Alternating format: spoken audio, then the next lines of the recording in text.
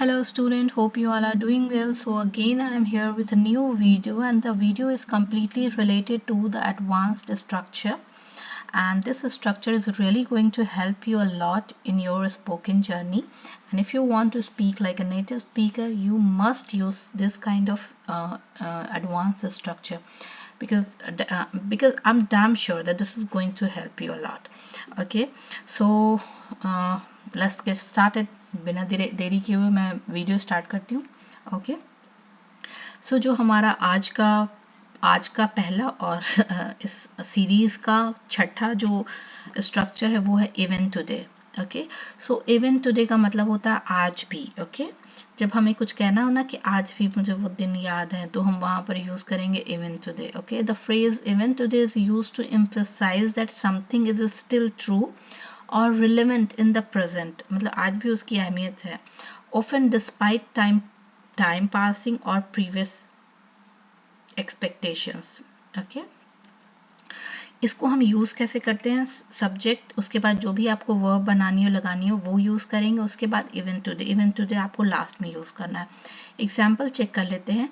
वो आज भी मेरी मदद करता है. He helps me even today. Okay, next हमारा जो सेंटेंस है, मुझे आज भी वही किताब याद है. Okay, I remember that same book even today.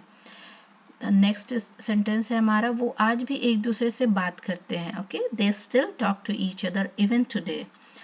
मेरी दादी आज भी सुबह जल्दी उठती है. My grandmother gets up early even today. वो आज भी अपनी पुरानी नौकरी में काम करता है, मतलब अभी भी उसकी पुरानी job. He works at his old job even today. तो ये था यूज इवन टुडे का. नेक्स्ट हमारा जो स्ट्रक्चर है वो है विल्स्ट, जिसका मतलब होता है जबकि या तब तक. Okay, the word whilst is used to indicate two things happening at the same time. तो जब दो चीज़ें एक साथ हुई ना, एक दूसरे को कॉन्ट्रास्ट करने के लिए सेंटेंसेस को हम यूज़ करते हैं विल्स्ट. आइए कुछ एग्जाम्पल से समझते हैं. इसका स्ट्रक्चर है भाई, एक्शन 1 आपको बताना होगा, फिर विल्स्ट आप बोलेंगे, देन एक्शन 2.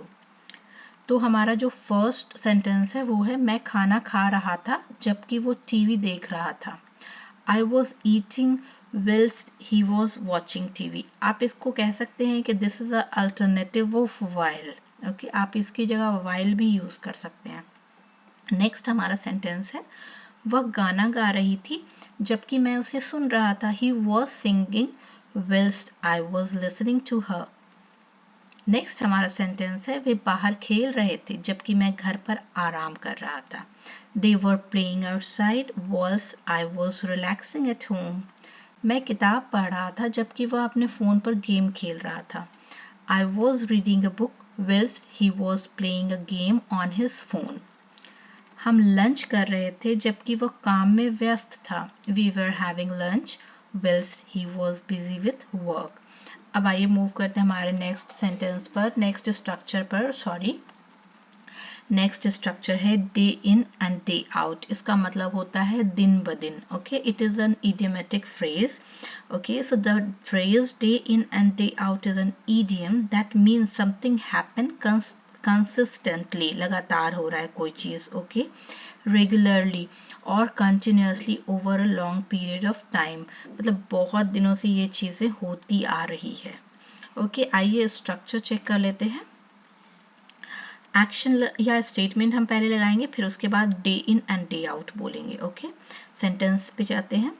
वो दिन ब दिन काम करता रहता है. Okay, he works day in and day out, मतलब वो सारा दिन काम करता रहता है, कंटिन्यूस काम करता रहता है. ओके, मैं दिन ब दिन अपनी सेहत का ध्यान दे रहा हूँ. I take care of my health day in and day out.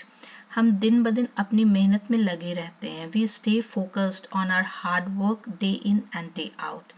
वे दिन ब दिन एक दूसरे के साथ समय बिताते हैं. They spend time with each other day in and day out. मुझे दिन ब दिन पढ़ाई करनी होती है. I have to study day in and day out. Next हमारा जो स्ट्रक्चर है वो है as a result. As a result को आप बोल सकते हैं नतीजे के तौर पर, फल स्वरूप या इसके परिणाम स्वरूप. ओके, सो द फ्रेज, ये जो एज अ रिजल्ट फ्रेज है, इसको हम किसी कॉन्सिक्वेंसेस के सेंस में लेते हैं कि ये काम हमने किया, इसके फल स्वरूप ये हो गया, या ये काम हमने किया, इसके नतीजे के तौर पर हमको रिजल्ट में ये मिला. Okay, So the phrase as a result is used to indicate the consequences or outcome of an action or event. Okay. सही समय पर नहीं आया, नतीजे के तौर पर वो मीटिंग से चूक गया. ओके, वो सही समय पर नहीं आया, नतीजे के तौर पर वो मीटिंग से चूक गया, मतलब फलस्वरूप वो मीटिंग से चूक गया. So he didn't arrive on time, as a result he missed the meeting.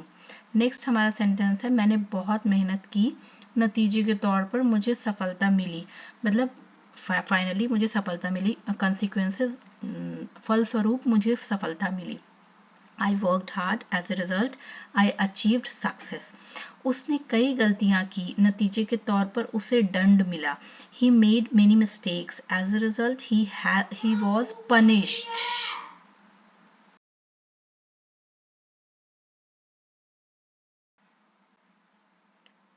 मौसम बहुत ठंडा था, नतीजे के तौर पर लोग बाहर निकल नहीं गए. Okay, the weather was very cold, as a result people didn't go outside. हमने जल्दी काम पूरा किया, फलस्वरूप हमें आराम करने का समय नहीं मिला. We finish the work early, as a result we got time to relax.